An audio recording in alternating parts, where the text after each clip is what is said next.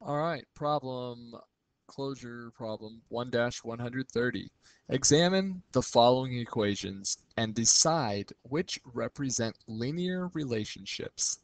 For each equation, justify how you know that its graph is or is not linear. Letter A, y equals 2/3 x plus 6. So letter A, yes, that's linear. We know that that's in slope-intercept form. That's pretty much a no-brainer. If we needed to justify it, a great way to do that, besides graphing it, would be to look at a table. If we put some input values in there, let's say we put in, let's put in 0, 1, and 2, and let's see if we have a constant rate of change here. If we put in 0, we get 6 out. If we put in 1, we get 6 2/3.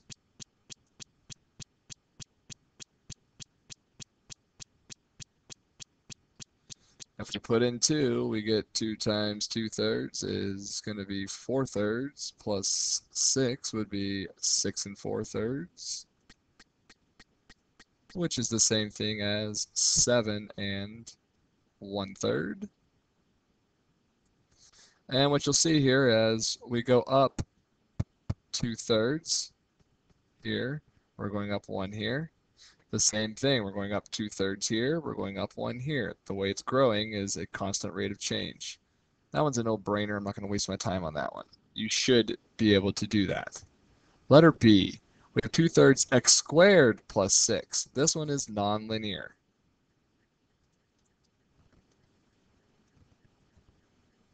Okay, if you wanted to take it there and throw some values in on a table, you could do that. You could also graph it to show that it is a nonlinear relationship. But we know when you have x squared in an equation, when your degree is 2, it's going to make a parabola. So you can look at your graph, you know it's going to be a parabola. You know, justify it if you want. It's almost 9 o'clock on a school night and I'm in here working out videos. I'm not going to take the time to draw out your table. You know how to do that. Type it into your calculator, look at your table. Letter C, y equals the square root of x plus 3. Hopefully, you know, we've graphed enough of these in the first chapter that you can see that it is not linear, but if you need to justify it, remember our linear functions there they are functions that have no restrictions on the domain. Here, we obviously have a restriction on the domain, so if you wanted to, you could say that there's a restriction on the domain. We can only have up to -3.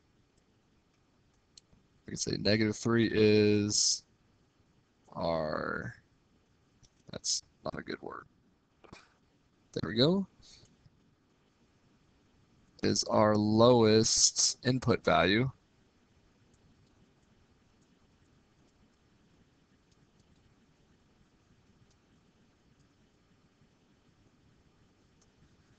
And it does not grow at a constant rate.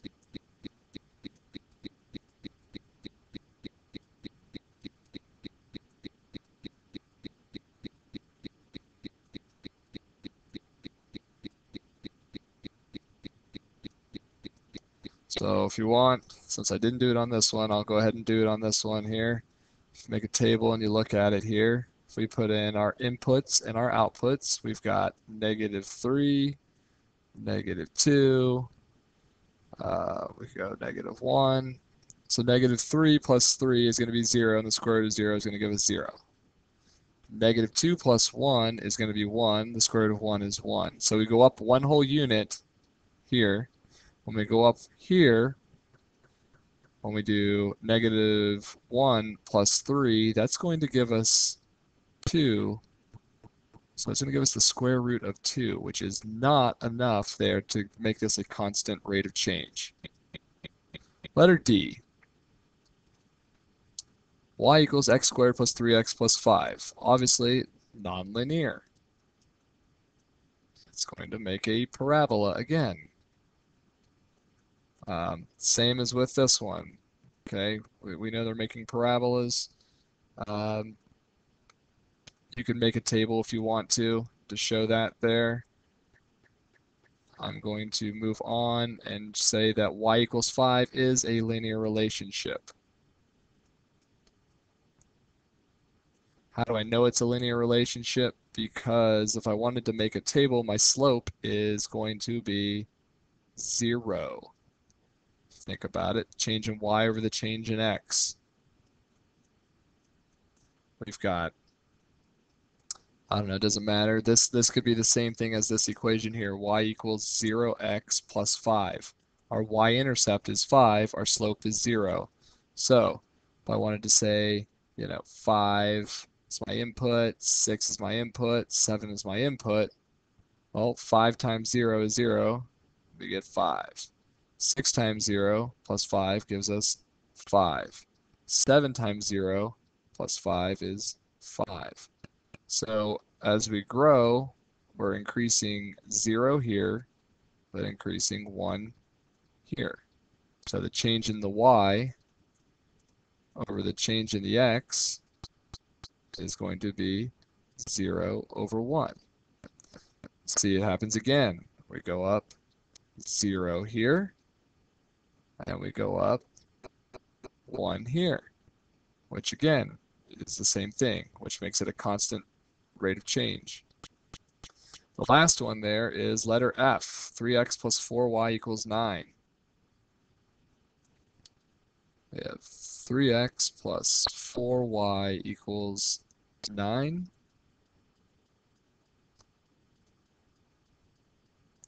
So what we're going to do here, is this linear or not? I'm going to tell you that the answer is yes, it is linear. How can we look and see? Well, we could take it one way. We could justify is by taking it and putting it into slope-intercept form. We could subtract 3x from each side.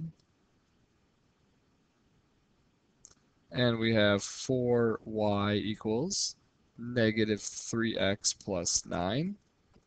Divide everything by our 4. And we have y equals negative 3/4 x plus 9/4, in which case this is slope-intercept form.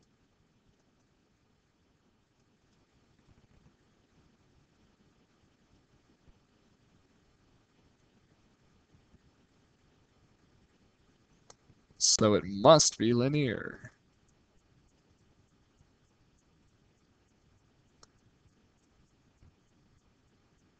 Just a little something different, a different way to justify it versus using the table or the graphs every single time.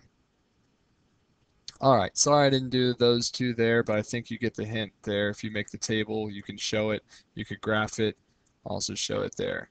So this is problem 1-130. Hopefully that helps. If you still have questions, make sure you ask your teacher. I'm gonna go eat some dinner. Thanks for watching.